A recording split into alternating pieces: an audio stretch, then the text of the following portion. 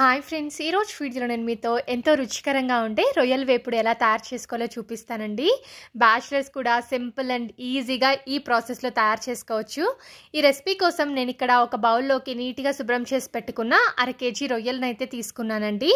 ఇందులో రుచికి సరిపడినంత ఉప్పు, 1 టేబుల్ స్పూన్ కారం యాడ్ చేసుకున్నాను. కొద్దిగా పసుపుని కూడా వేసుకోండి. ఇందులో 1 టేబుల్ స్పూన్ ధనియాల పొడి, 1/2 టీ స్పూన్ జీలకర్ర పొడి, అలాగే 1/2 టీ స్పూన్ గరం మసాలాని వేసుకోవాలి. ఇప్పుడు ఇందులో కట్ చేసి పెట్టుకున్న పచ్చిమిరపకాయ ముక్కలు, అలాగే కట్ చేసి పెట్టుకున్న ఉల్లిపాయ ముక్కల్ని కూడా వేసుకోండి. అలాగే ఒక మీడియం సైజులో ఉండే టమాటోని ముక్కలుగా కట్ చేసుకొని వేసుకోవాలి. ఇప్పుడు ఇందులో కొద్దిగా నిమ్మరసం యాడ్ చేసుకోండి, టేస్ట్ చాలా బాగుంటుంది. నిమ్మరసం వేసుకున్న తర్వాత సన్నగా కట్ చేసి పెట్టుకున్న కొత్తిమీర, అలాగే కరివేపాకుని కూడా వేసుకోండి.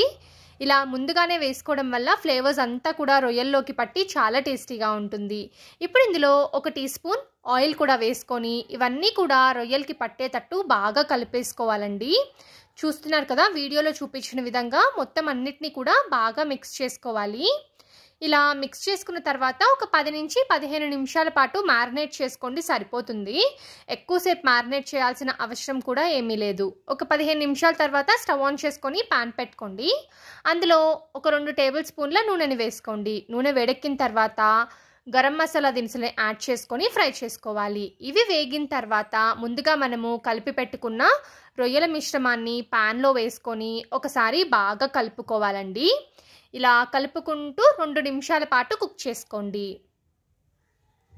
చూస్తున్నారు కదా, ఇలా కలుపుకున్న తర్వాత మూత పెట్టేసి మంటని లో టు మీడియం ఫ్లేమ్ పెట్టుకొని కుక్ చేసుకోవాలి. ఒక 5 నిమిషాల తర్వాత మూత తెరిచి చూద్దాం. చూడండి, మనకి రొయ్యలో నుంచి వాటర్ అయితే బయటికి వస్తూ ఉన్నాయి. మనం ఎటువంటి వాటర్ యాడ్ చేయాల్సిన అవసరం లేదండి. రొయ్యల్లో నుంచి వచ్చే వాటర్తోనే రొయ్యలు పర్ఫెక్ట్గా కుక్ అయిపోతాయి. మళ్ళా మూత పెట్టేసి ఈ వాటర్లోనే రొయ్యలు బాగా కుక్ అయ్యే వరకు కుక్ చేసుకోవాలి. ఇలా కుక్ అవ్వడానికి నాకు 6 నిమిషాల టైం అయితే పట్టిందండి. చూడండి, ఇవి బాగా కుక్ అయిపోయి ఆయిల్ కూడా సపరేట్ అవుతుంది కదా. అంతే అండి, రెడీ అయిపోయింది. ఒకసారి టేస్ట్ చూసుకోండి, ఉప్పు కారం సరిపోయిందో లేదో. సరిపోకపోతే ఈ స్టేజ్లో మీరు యాడ్ చేసుకోవచ్చు. ఇప్పుడు ఫైనల్గా ఇందులో కట్ చేసి పెట్టుకున్న కొత్తిమీర తరుగుని యాడ్ చేసుకొని సర్వ్ చేసుకోండి. చూసారు కదా, ఎంత సింపుల్ అండ్ టేస్టీగా రొయ్యల వేపుడు తయారు చేసుకోవచ్చు. బ్యాచిలర్స్తో పాటు చిన్నపిల్లలు కూడా ఈజీగా చేసేసుకోవచ్చండి. ఈసారి తప్పకుండా ఈ పద్ధతిలో రొయ్యల వేపుడు తయారు చేసి చూడండి, ఇంటిలో పాది ఇష్టంగా తినేస్తారు.